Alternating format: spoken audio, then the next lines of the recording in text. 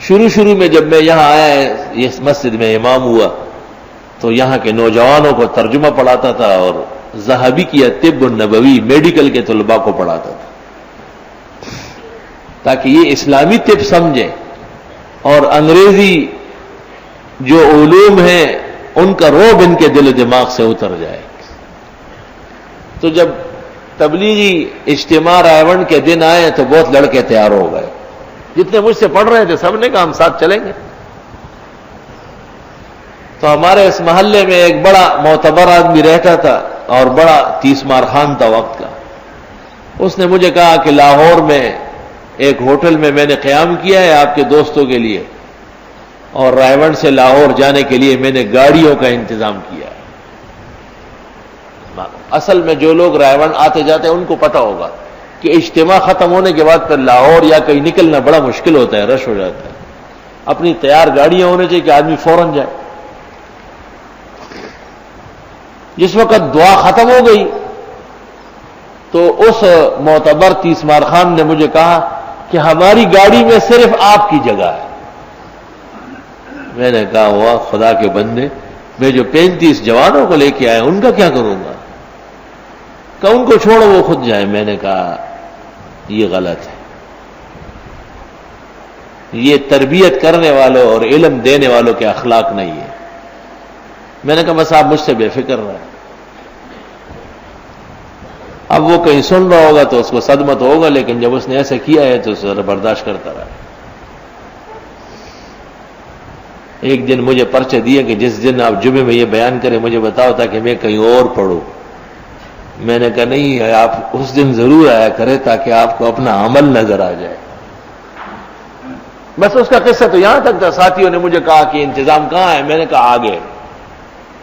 ہم بستر لے کے آگے چلتے گئے تو ایک جگہ خیمہ بالکل خالی تھا اور پانی خوب تھا وہاں. میں نے کہا بھائی زور کی نماز پڑھ لو.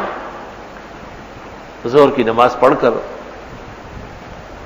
میں نے دعا کی کہ یا اللہ انتظام آپ فرمائے. مخلوق کا انتظام تو ایسے ہی ہوتا ہے بھائی, پردے کٹ دنی مشکی. میں جب نماز سے فارغ ہو گیا تو ہمارے ایک مخلص دوست تھے حاجی حبیب اللہ صاحب, بلوچستان کوئٹہ کے, وہ پیچھے بیٹھے ہوئے تھے.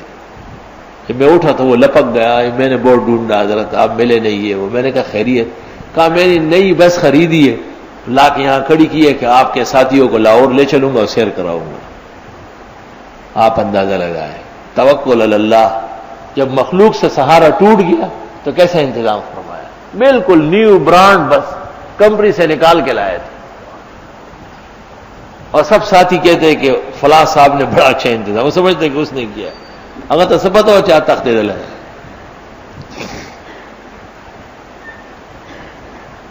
کبھی بھی اللہ تعالی کے نصرت اور امداد سے محروم نہ ہو اور نہ مایوس ہو. لا تقنطوا من رحمت اللہ. جب سارے اسباب ختم ہو جائے تب تو مسبب کی خیر و برکت سامنے آتی.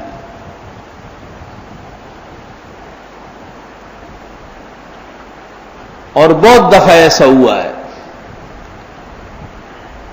میں ہر سال حج کے لیے انتظام کرتا تھا, پیسے جمع کرتا تھا تو وہ کم ہو جاتے تھے اور ہر سال دوسرے سال سے بڑھ کر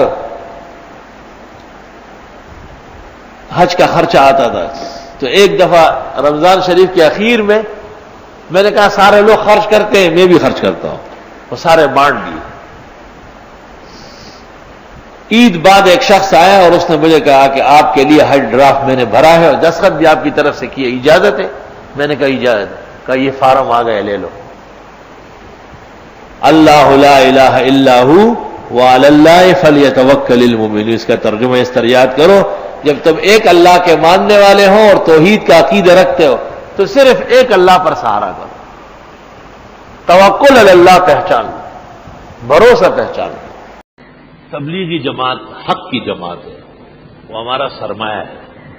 جی ہاں, جس سرزمین پر بھی آپ ہو تبلیغیوں کی مدد کرے, نصرت کرے, ان کی مدد کرے. جو ان کی جماعت آ جائے آپ بھی ایک وقت بیٹھ جائیں, کوئی بات نہیں, اس سے کوئی چھوٹا نہیں ہوتا.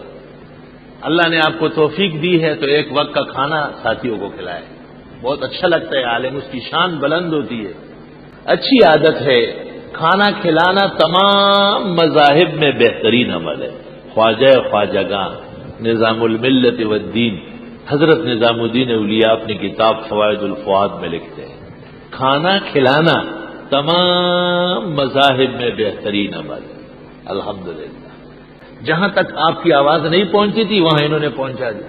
ایک تبلیغی جماعت کی برکت سے بڑے بڑے گوی اور اداکار آج بڑے مقرر نیک لوگ بنے ہوئے ہیں. تبلیغی جماعت کو پرایا نہ سمجھنا. جو تبلیغی جماعت کو پرایا سمجھتے ہیں اس کے لیے دعائے ہدایت کر لیں. بالکل دعائے ہدایت دے اس کو جب آپ کو موقع ملے. جس جگہ آپ ہو ان کے آنے کی کوشش کریں کہ یہ آئے وہاں ان کے راستے کھولیں. غلط باتیں تو آپ کو پتہ ہے پیروں میں غلط ہے, مولویوں میں غلط ہے, سیاستدانوں میں غلط لوگ ہیں. غلط تو صحابہ میں نہیں ہے اور انبیاء میں نہیں ہے. باقی تو جتنے لوگ ہیں سب میں اچھے برے ہوتے ہیں. اصلاحات ضروری ہے کرتے رہیں. اور جہاں امام خطیب ہو آپ وہاں جماعت آ جائے کسی ایک وقت میں 3 دن میں سے ایک وقت میں آپ خود مصلی سے کہیں کہ ہمارے ہاں تبلیغی جماعت کے مہمان آئے ہیں, ان کا احسان ہے گھر بار چھوڑ کر بوری بستر اٹھا کر ہماری مسجد کے ایک کونے میں آ کے بیٹھے ہیں آپ سے بات کرنے کے لیے. یہ آپ کے دینی مہمان ہیں, آپ ان کی بات سن لیں. آپ تبلیغی کے بعض دوستوں کو ان کی غلطیوں کو نہ دیکھیں. مولانا الیاس صاحب, شیخ الحدیث مولانا زکریا, مولانا محمد یوسف کاندیلوی اور شیخ الاسلام شیخ العرب والعجم مولانا حسین احمد مدنی کے وہ منور چہروں کو دیکھیں. یہ ان کی چلائی ہوئی جماعت ہے. ایک ملک دنیا میں ایسا ہے جہاں سانپوں کی حکومت ہے اور وہاں تمام نظام سانپوں کے ہاتھ میں ہے. تبلیغی جماعت گئی تھی اور وہ پریشان تھے, پانی نہیں تھا.